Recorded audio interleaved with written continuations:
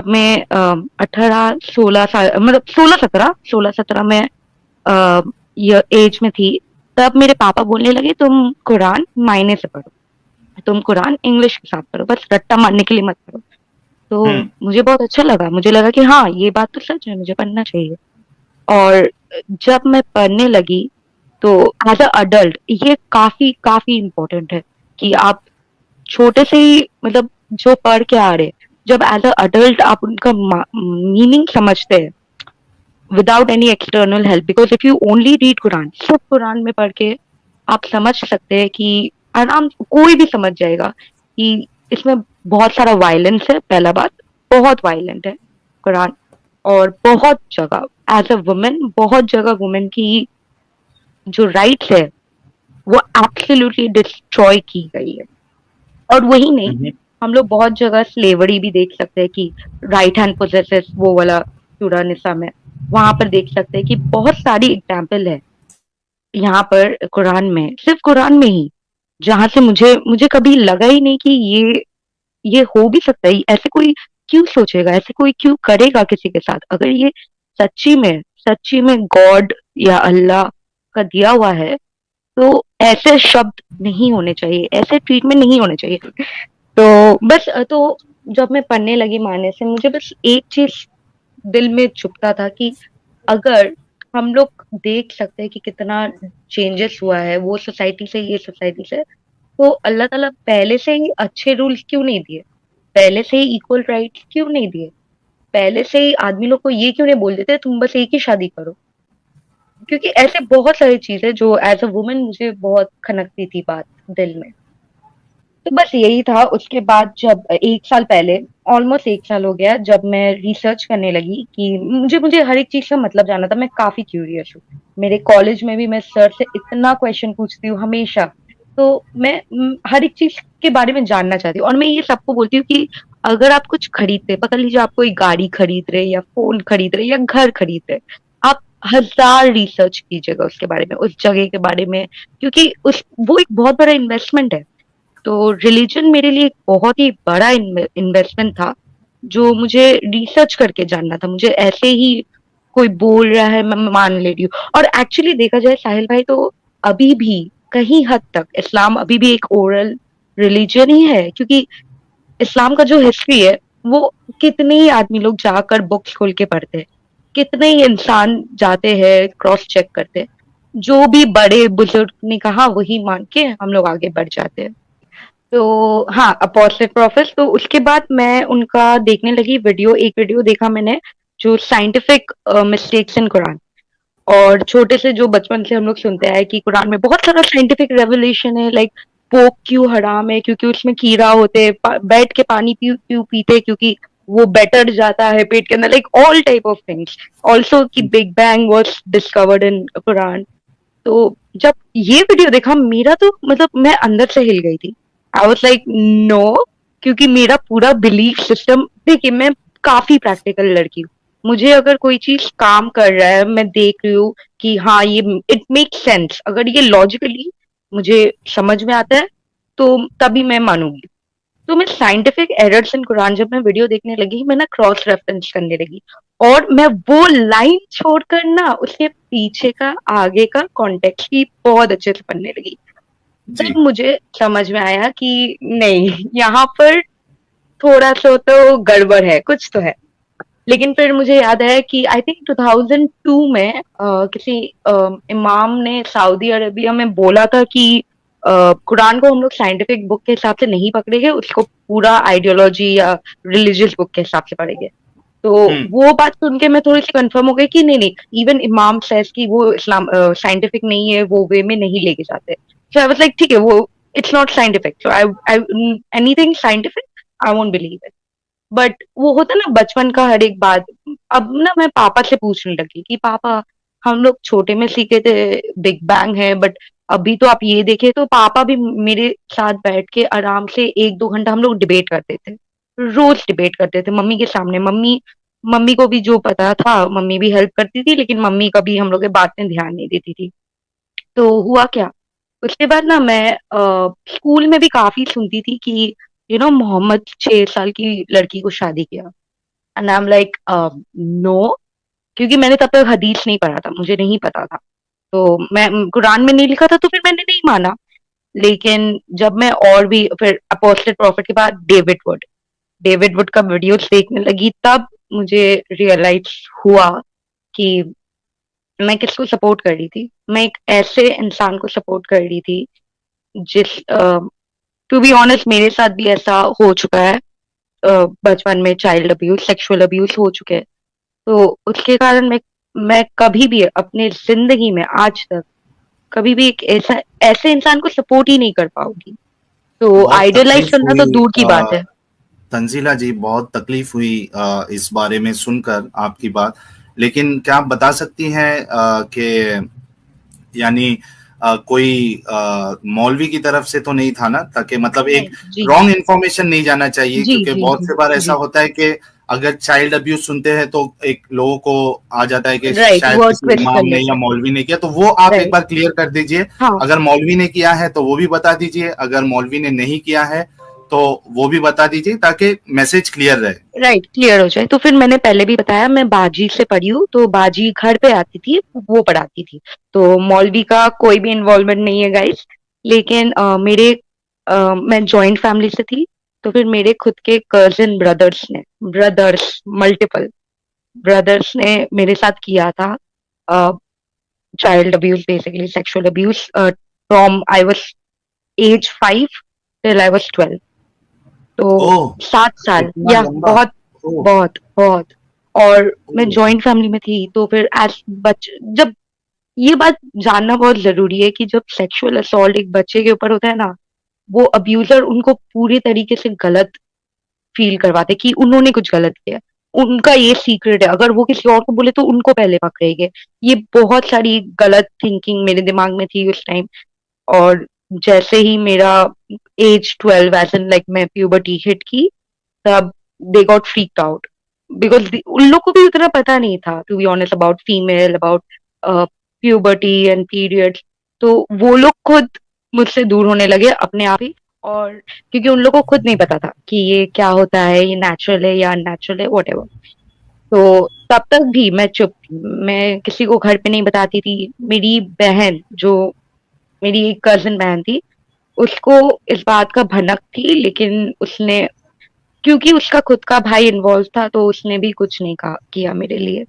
और जब मैं 16 साल की थी, तब मैं ओपनली अपने मम्मी पापा को बोल सकी कि मेरे साथ ऐसा हुआ था बचपन में। मेरी बहन वो भी देखी।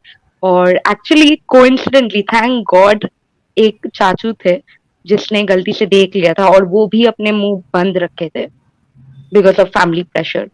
तो हम्म। उस हिसाब से मैं वो जॉइंट फैमिली से छोड़ के मैं अपने मम्मी पापा को लेकर, हम लोग अभी न्यूक्लियर फैमिली में रहते हैं बेसिकली।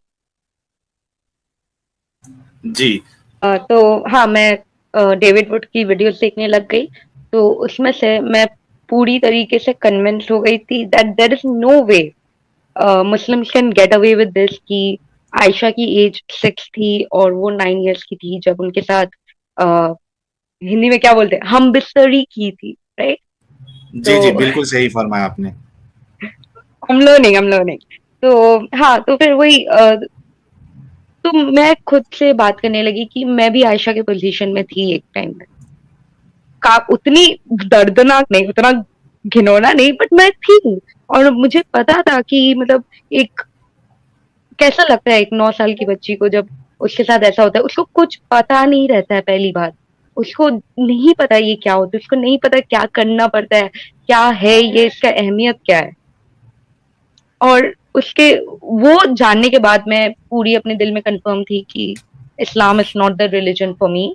और ना ही सिर्फ वो टॉपिक में मैं फिर क्रिश्चियन प्रिंस को देखने लग गई। क्रिश्चियन प्रिंस के मैं एक्चुअली क्रिश्चियन प्रिंस की बहुत बड़ी फैन हूँ। मैंने उनका हर एक वीडियो देखा। मैं उनका वीडियो लेके जाकर अपने मॉम डैड को दिखाती हूँ कि आप लोग भी देखिए, आप लोग भी समझे what he is trying to से।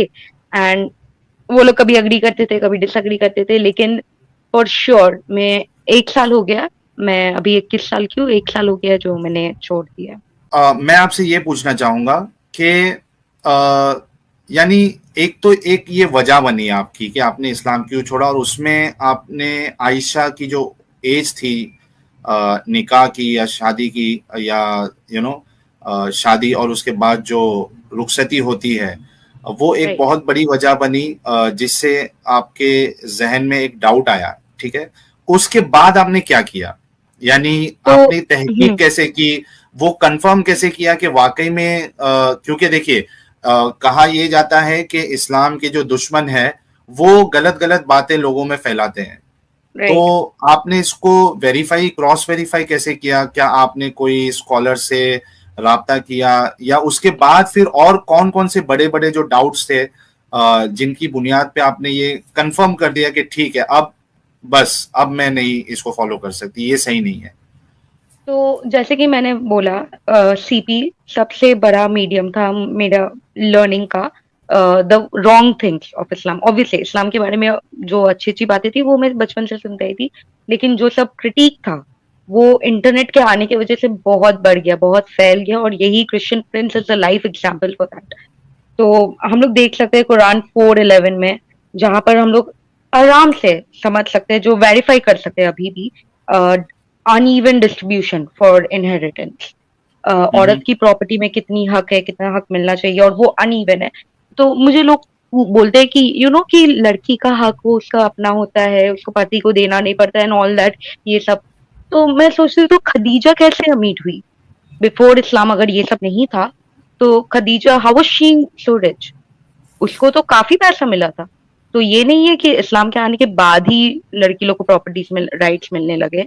और अगर इस्लाम को भी डेट कर सकते हैं हम लोग, उससे भी पहले अगर हम लोग देखते हैं Egyptian civilization, women were at top most, like बहुत सारे राइट्स थे वुमेन को। वुमेन को प्रॉपर्टी राइट थे, वुमेन को डिवोर्स राइट थे। तो जो वो क्लेम है कि Islam is the first religion to bring up women's right, is not true. और ये काफी गलत सोच है कि 9 साल में या 12 साल में भी एक लड़की पूरी तरीके से मच्योर हो जाती है। वो फिजिकली मच्योर होती है आपके डेफिनेशन से। अगर प्यूबर्टी फिजिकल मच्योरिटी है, देन यस, वो फिजिकली मच्योर होती है, लेकिन वो मेंटली नहीं मच्योर होती है। उसको नहीं पता है कि शादी क्या होता है, उसको नहीं पता है कि सेक्स क्या होता है, उनको नहीं पता कि जिम्मेदारी क्या होता है। वो अभी भी मानसिक वे से अभी भी वो एक बच्ची ही है। तो आप 9 बोलो या 12 भी बोल लो, लेकिन वो राइट नहीं है। और अगर कोई इंसान who is suppose to be the best example for mankind forever, like eternity के लिए, उनको ऐसा काम नहीं करना चाहिए था। और ये सिर्फ एग्जाम्पल नहीं है साहिल जी, आपको भी बहुत अच्छी तरीके से पता है कि मोहम्मद की कितने बीवी थे, कितने सेक्स स्लेव जी। थे, उन्होंने क्या क्या किया। तो ये हम्म। ये बहुत ही तब छोटा मसला हो जाता है। ये हम्म। बहुत ही एक पॉइंट है, लेकिन वो हजार में से एक पॉइंट है। हम्म। जी, ठीक है, आप कंटिन्यू करिए। आई एम सॉरी, मैं आपको इंटरप्ट किया मैंने। हाँ, तो हम लोग 4:11 में कुरान में देख सकते हैं कि वुमेन की इनहेरिटेंस कितनी कम हो गई थी। उसके बाद हम लोग कुरान में अगर 2:2-2:3 में जाते हैं, चैप्टर नंबर 2 वर्स नंबर 223, उसमें भी हम लोग देख सकते हैं कि कितनी गंदी तरीके से एक वुमेन को ऑब्जेक्टिफाई किया गया है। कितनी गंदी तरीके से कि your wives are a place of sowing of seed for you, so you come to your place of cultivation however you wish. मतलब ये सब सुन के कोई भी लड़की का दिमाग खोलेगा साहिल जी। अगर आप ये वाले पैराग्राफ से ना, अगर आप कुरान इक्वेशन हटा दे, कुरान में लिखा हुआ है या मोहम्मद ने लिखा हुआ है, तो आज की कोई भी फीमेल ये एक्सेप्ट करेगी? बिल्कुल आई बिल्कुल। होप ये तो ना अब करे। ये तो आप उन जो मुस्लिम महिलाएं हैं, आप उनसे सवाल करिए ये। राइट। उनको ये सब चीज सोचना पड़ेगा कि क्या क्या कहा है हमारे बारे में। उनका राइट। जहन और कैसे फिर हम खुलेगा, तंजीला जी? जी, ये तो अब टू बी ऑनेस्ट दिमाग की बात है। अल्लाह ने मुझे आधा दिमाग दिया है, मैं उसमें से इतनी बढ़ गई हूँ, तो आगे आप ही देख लीजिए क्या क्या कर सकती हूँ। तो और भी कुरान में वर्सेस मिलते हैं, like Quran chapter number 65 verse number 1-4, वहां पर हम लोग को मिलता है कि जो पीरियड का बात होता है डिवोर्स का, कब किसके लिए कितना महीने का डिवोर्स का पीरियड है, तो उसमें बहुत अच्छी तरीके से लिखा हुआ है, दोज हु हैव नॉट मेंस्ट्रुएटेड। तो अब इसको कैसे ट्विस्ट करते हैं मुस्लिम लोग? इसको बोलते हैं कि अरे जिन लोगों को कभी हुआ ही नहीं है, जिन लोगों को कभी नहीं हुआ, ये नहीं हुआ। तो हम लोग सोचते हैं कि अच्छा, तो तफसीर में क्या कहते हैं? तफसीर में ये क्लियरली लिखा हुआ है क्लियरली लिखा हुआ है for marrying one young child. और इसका एग्जाम्पल, सबसे बड़ा एग्जाम्पल हम लोग इसमें भी देख सकते हैं कि मोहम्मद ने खुद यंग ब्राइड को मैरी किया था, तो उसको भी पता था कि एक rule for the girls who have not reach the age of puberty उसको भी लागू करना होगा, तो इसीलिए उन्होंने किया। As simple as that. इसमें कोई इफ बट एक्सेप्शन नहीं है। अगर एक्सेप्शन होता तो काफी क्लियरली समझ में आता, लेकिन हम लोग तफसीर जलालीन से भी समझ सकते हैं कि वो एक्सेप्शन नहीं था और वो बच्चे लोग की बात कर रहे थे। फिर हम लोग बीटिंग वुमेन का, वाइफ बीटिंग काफी मशहूर है, काफी मशहूर है इस्लाम में, कोई डिनाई नहीं कर सकता है ये।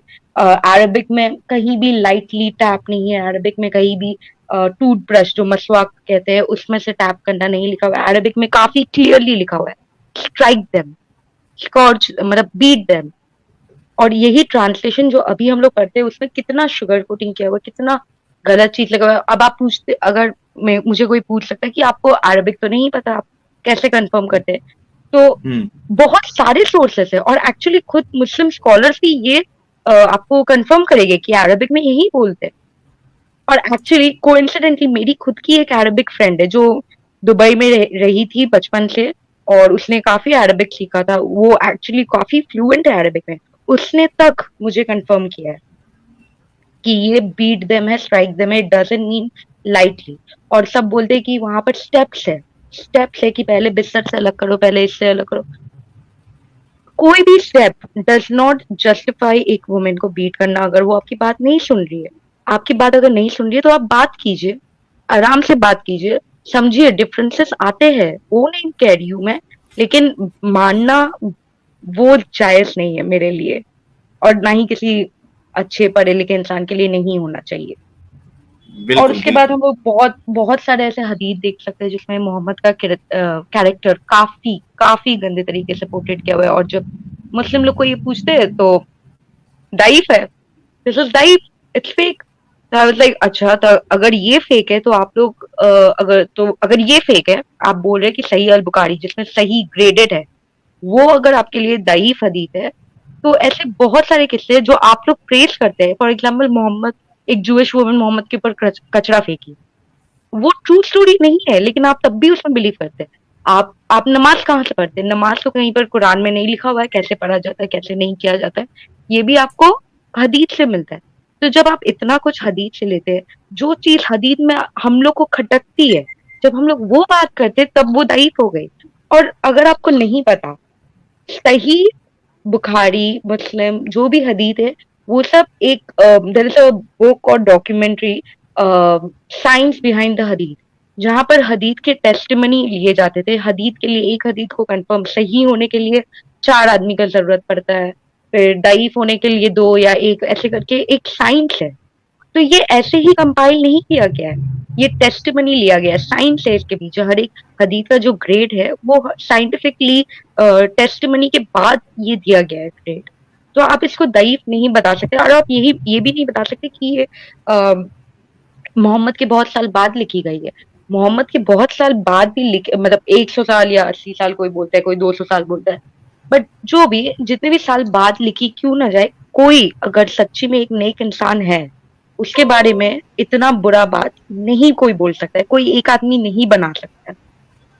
और वो भी क्यों बनाएगा जबकि वो उनके खुद के प्यारे नबी है। आप खुद अपने एक नबी को जो आपको राइट लगता है, आप उसके बारे में कभी भी कोई गलत बात नहीं बोलेंगे। तो ये लॉजिकली मुझे तो नहीं समझ में आता है कोई क्यों गलत बात बोलेगा, क्योंकि अभी तक क्रिश्चियन ने कभी भी, फॉर एग्जाम्पल मैं दे रही हूँ, क्रिश्चियनिटी में जीसस क्राइस्ट के लिए कुछ गलत बात नहीं लिखा हुआ है। कभी भी क्रिश्चियन बुक्स में आपको कोई भी सोर्स है जो जीसस क्राइस्ट के लिए है या उनके टीचिंग के लिए है, ये कभी भी कहीं से आपको गलत नहीं लगेगी, क्योंकि ये उनके खुद के फॉलोवर्स ने लिखा है। खुद के फॉलोवर्स अपने खुद के प्रॉफिट को गलत नहीं करेंगे, सेम, खत्म बात। तो आप कैसे बिलीव करते हैं कि ये गलत है? मुझे तो वो समझ में नहीं आता है। अच्छा, उसमें इतने सारे फिल्टर भी तो लगे हैं ना तंजीला जी? एग्जैक्टली कितने सारे फिल्टर्स लगाइए, मुहद्दिस जो थे इन्होंने कितने सारे फिल्टर्स लगा के उसके बाद टैगिंग इन्होंने किया है कि ये हदीस सही है, ये ज़ईफ है। और अक्सर जो एतराज हम करते हैं वो तो यानी मेरे चैनल पे तो हमने जितना किया है सब सही हदीस से ही हमने हवाला दिया है। राइट। तो जी कंटिन्यू करिए आगे आप। बढ़ती हूँ। हाँ, तो फिर और भी बहुत सारे हैं वुमेन के लिए, अगर आप वुमेन का पोजीशन देखना चाहते हैं तो इस्लाम में इसमें बहुत सारे एग्जाम्पल दिए हुए, like Quran chapter 2 verse number 228, जहाँ पर एक लड़की का गवाही मतलब 2 लड़की का गवाही इज इक्वल टू 1 मैन। और जब इसका हम लोग हदीत पढ़ते हैं तो क्लियरली प्रॉफिट सही अल बुखारी हदीत नंबर 2658 में बोलते हैं कि don't you know that a witness of a woman is equal to half of that of man. तो एक वुमेन बोलती है यस, तो नबी बोलते हैं this is because the deficiency in their mind. Hmm. Are you kidding me? अभी तक जहां तक मुझे पता है मॉडर्न टेक्नोलॉजी में देर इज नो वे कोई बोल सकता है कि एक औरत का दिमाग एक मर्द के दिमाग से कम है। फिजिकली क्या हम कमजोर है? हाँ, फाइन, दैट इज ट्रू, हम मानते हैं कि फिजिकली कमजोर है, लेकिन मेंटली, मेंटली हम लोग इक्वल है। Mentally, there is no cognitive difference between a female and a male. That is just fact. At least there is no recorded. अभी तक साइंस तो प्रूव नहीं कर पाया, तो मुझे नहीं पता यहाँ पर नबी किस हिसाब से ये बोल सकते हैं। और नबी ने काफी बार बोला है कि वुमेन लोग हेल में जानी चाहिए, मतलब हेल की क्या बोलते हैं, प्रिजनर्स है बेसिकली। तो इसी कारण मैं काफी सैड हो गई थी about listening to how women are treated in Islam. और जब हम लोग को बोला जाता है कि नहीं, ये वुमेन का दर्जा बहुत ऊपर है, माँ के पैर में जन्नत है, ये वो, ठीक है, ये सब है, मैं पूरे तरीके से इसको गलत नहीं कर सकती हूँ, लेकिन इनसे कहीं ज्यादा वर्सेस है जहाँ पर मोहम्मद अच्छे तरीके से वुमेन लोग को ट्रीट नहीं करते थे। और ये बस किसी को सुनना नहीं है, किसी को समझना नहीं है, बस वही है साहिल जी बात। जी बिल्कुल बिल्कुल, आपकी बात दुरुस्त है। और मोस्टली जो आपने पॉइंट्स रेस किए हैं वो फीमेल पर्सपेक्टिव वाले जितने पॉइंट्स थे, मुझे लगता है कि आपने सारे पॉइंट्स कवर कर लिए। राइट। स्लेव्स के बारे में शायद आपने नहीं कहा है, मतलब जो जिस तरीके से उनके साथ बर्ताव होता था, राइट। या स्लेव बनाना और हम्म। उनको फिर बांटना, उनके साथ सेक्स करना, फिर बेचना, मुझे लगता है कि आपने ये मिस कर दिया। इसके बारे में आप क्या कहेंगी? जी, हम लोग ने पहले भी स्ट्रीम में ये डिस्कस किया था वो मोमीन भाई हम्म। के साथ। और हम्म। वहीं से हम लोग को काफी, आपके स्ट्रीम से काफी हदीस हम लोग वहां से भी देख सकते हैं कि कितना slavery was prevailed in Islamic stores. जब बोलते हम्म। हैं कि मोहम्मद स्लेव्स को फ्री करते थे, बिलाल फ्री नहीं हुआ था। Bilal was not free even after Mohammed died. That is not true, Bilal was not free. और ऐसे ही काफी सारे एग्जाम्पल देख सकते हैं, जैसे हम लोग सही बुखारी 873 182 और सही अल बुखारी 6161 में देख सकते हैं मोहम्मद कैसे ब्लैक स्लेव कैमल राइडर थे। वहां पर narrated by Anas bin Malik, Allah's apostle was on a journey and had a black slave called Anjasha, and he was driving the camels very fast, and there was women riding on those camels. Allah apostle said, uh, yeah, Vaika, may Allah be merciful to you, O Anja. Drive slowly with the glass vessel, woman. ये सही बुखारी में है। फिर हम लोग बहुत सारे example देख सकते हैं, सही बुखारी 7263, यहाँ पर भी ब्लैक स्लेव। तो ब्लैक इवन रेसिस कितना था ये इंसान। और एक्चुअली बहुत सारे हदीस में हम लोग मिलता है कि Mohammed was a white prophet. He was so white, he was so white. उनके उनके आर्मपिट वाइट था, उनका बॉडी वाइट था, उनका फॉरहेड वाइट था, सब कुछ इतना वाइट था। And he had black slaves. तो हम्म। ये कैसे आपको इंसाइट करते हैं? फिर जो हम लोग पहले वो स्ट्रीम में बात कर रहे थे कि औरतों लोग के घर पे जाकर उनके हस्बैंड को, पापा को मार के उनको सेक्स स्लेव बनाना, this is not right according to any law in the world, ever ever. Hmm. इसीलिए ये बैंड हुआ है, इसीलिए ये बंद हुआ है, क्योंकि देखिए सिंपल सी बात है, हम लोग का जो सोसाइटी है that goes in secular moral. मतलब उस टाइम का मोरल क्या है, उस टाइम में क्या चीज राइट होना चाहिए, तो सेक्युलर मोरल। तो उसमें जिस एरा के साथ हम लोग चल रहे हैं, जिस एरा में हम लोग अभी जिंदा है, उस एरा का लॉ, उस एरा का कानून काफी डिफरेंस होता है डिफरेंट एरा से। लेकिन ये जो चीज मोहम्मद ने की थी, दूसरे के घर पे जाकर लूट मचाते थे, रात को जब आदमी लोग सो के रहते थे तब घरों पे जाकर हमला करते थे, औरतें लोग को कैप्चर करते थे, सेक्स स्लेव में बेचते थे, करते थे खुद। ये सब कहीं से भी राइट नहीं है, और इसीलिए हम लोग का सोसाइटी इतना प्रोग्रेस होकर ये सब को बंद किए है। तो जब हम लोग ये सब चीज पे पाबंदी लगा दिए, बंद कर दिए, तो आप कैसे वो इंसान को perfect human for all Mankind for eternity बोल सकते हैं? He is clearly not a perfect example. और राइट। कोई भी औरत जो मोमिन भाई का तो मैं बात सुन के मैं अभी तक हिली हुई हूँ, कोई भी औरत अपनी मर्जी से स्लेव नहीं बनना चाहेगी। That is just a hmm. Fact. कोई भी औरत नहीं, कोई भी मर्द नहीं, कोई भी कभी भी स्लेव अपनी मर्जी से नहीं बनता है। मोमिन ने कहा था कि वो औरतें जो थी, वो महिला जो थी, वो जंग लड़ने के लिए आती थी, तो राइट। इसकी बुनियाद पे उनको तो सजा इस तरीके की मिलनी चाहिए थी। वो जस्टिफाई इस तरीके से कर रहे थे। तो हम ये उनसे पूछना भूल गए, और अगर वो सुन रहे हैं तो जरूर इस चीज का जवाब देना कि आयशा जो है वो भी अली के साथ जंग करने के लिए गई थी। दोनों में राइट। जंग हुई थी जिसको राइट। जंगे जमल कहते हैं, और आयशा हार गई थी। तो हम्म। फिर इस हिसाब से, बल्कि वो तो सरदार थी उसकी जंग की। तो हाँ, वो शी इस लेड द वॉर। एग्जैक्टली। हाँ, तो इस हिसाब से आयशा को भी फिर बेचना चाहिए था इनको, यानी पहले तो बांटना चाहिए था, फिर सेक्स अलाउड होना चाहिए था आयशा के साथ, क्योंकि इवन वो कुरान एग्जाम्पल कहता है ना। मारिया कुतुबा, हाँ, इवन मारिया कुरान वाज कह, अ गिफ्ट टू मोहम्मद। हाँ नहीं, वो वो तो तो छोड़ दो, वो तो मारिया इससे नहीं आई मारिया थी। का तो, वो तो वॉर मारिया से को तो नहीं आई छोड़ थी दो। ना।